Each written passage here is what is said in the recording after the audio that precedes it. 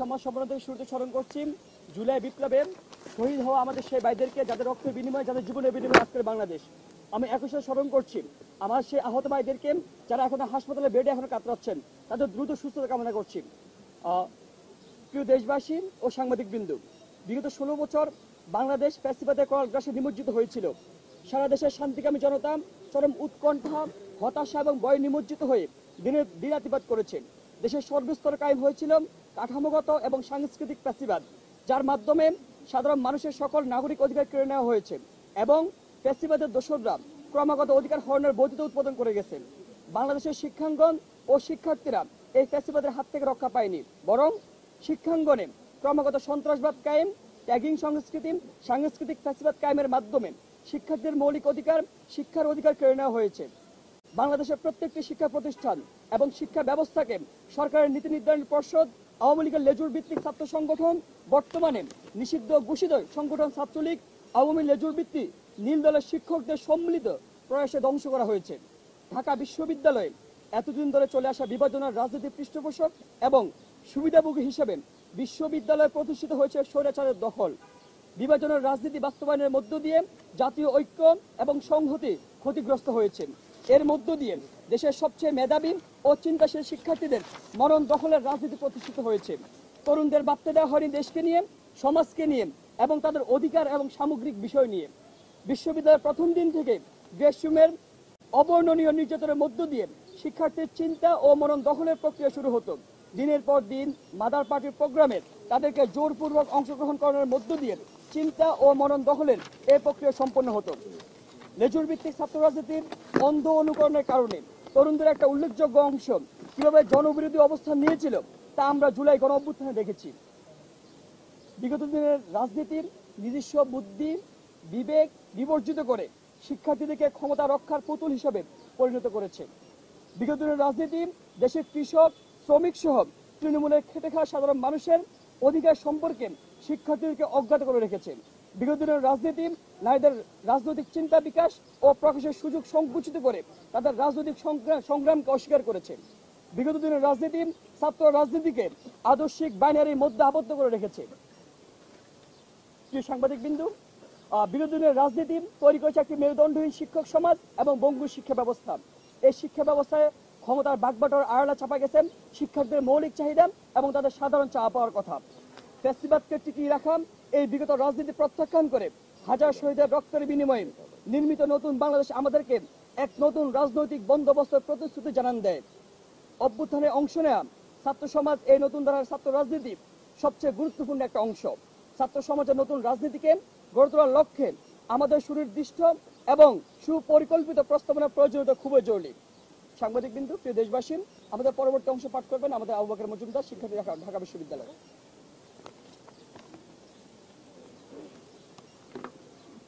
প্রিয় শিক্ষার্থী বন্ধুগণ এবং সাংবাদিক বৃন্দ, আপনারা ইতোমধ্যেই আমরা যে কাঙ্ক্ষিত ছাত্র সংগঠনের কথা বলছি তার পটভূমি সম্পর্কে আলোচনা করেছেন আমাদের ছাত্রদেরই একজন।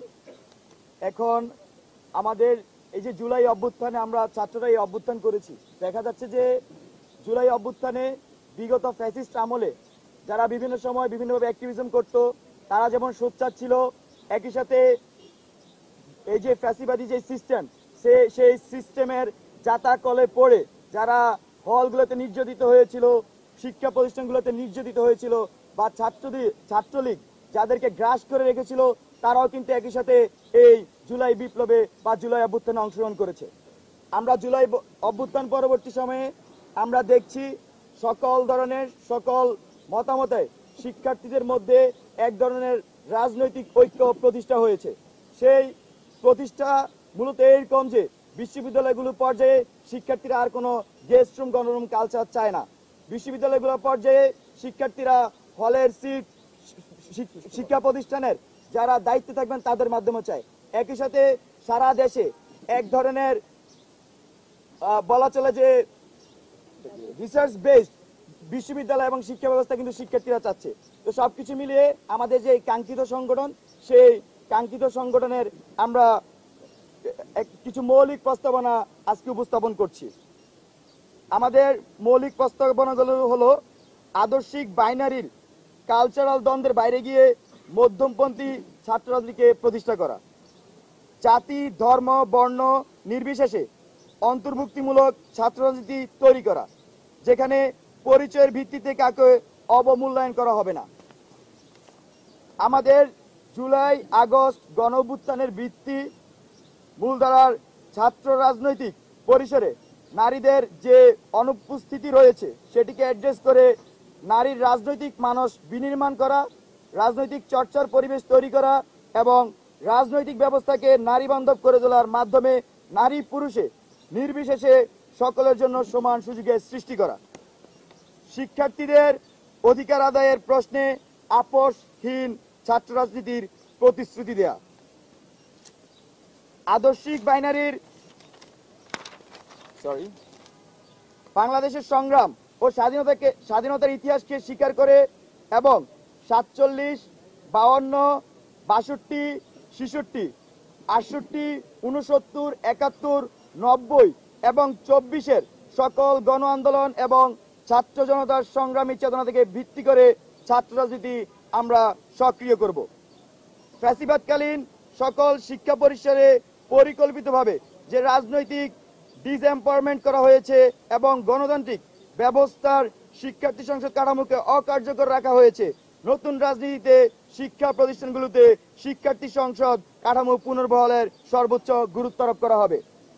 প্রিয় সাংবাদিক বৃন্দগণ, আমাদের আরেকটি প্রস্তাবনা ছাত্র নাগরিক সংহতি রক্ষার মধ্যে দিয়ে ছাত্র নাগরিক অধিকার প্রতিষ্ঠা ও সংরক্ষণে আমরা গুরুত্বপূর্ণ ভূমিকা রাখব।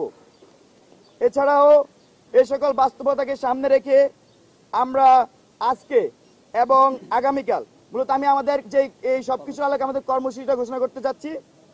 আমাদের এই সকল বাস্তবতাকে সামনে রেখে আমরা আজকে এবং আগামীকাল শিক্ষার্থীদের মতামত নেওয়ার প্রক্রিয়ার অংশ হিসেবে জনমত জরিপ ও সদস্য আহ্বান কর্মসূচি ঘোষণা করছি।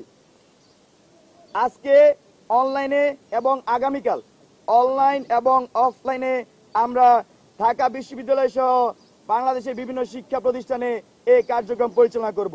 বিশেষ করে আমাদের ঢাকা বিশ্ববিদ্যালয়ের টিএসসি, কার্জন, মোকাররম, মোতাহের, কলাভবন, এফবিএস সহ জাহাঙ্গীরনগর, জগন্নাথ, তারপর ঢাকা শহরের যে প্রাইভেট বিশ্ববিদ্যালয়গুলো আছে, কলেজগুলো আছে, এছাড়াও আমাদের সারা দেশে যে সকল পাবলিক বিশ্ববিদ্যালয় আছে সবখানে আমাদের এই কার্যক্রম পরিচালিত হবে, আর মাদ্রাসাগুলোতে আমাদের এই কার্যক্রম পরিচালিত হবে।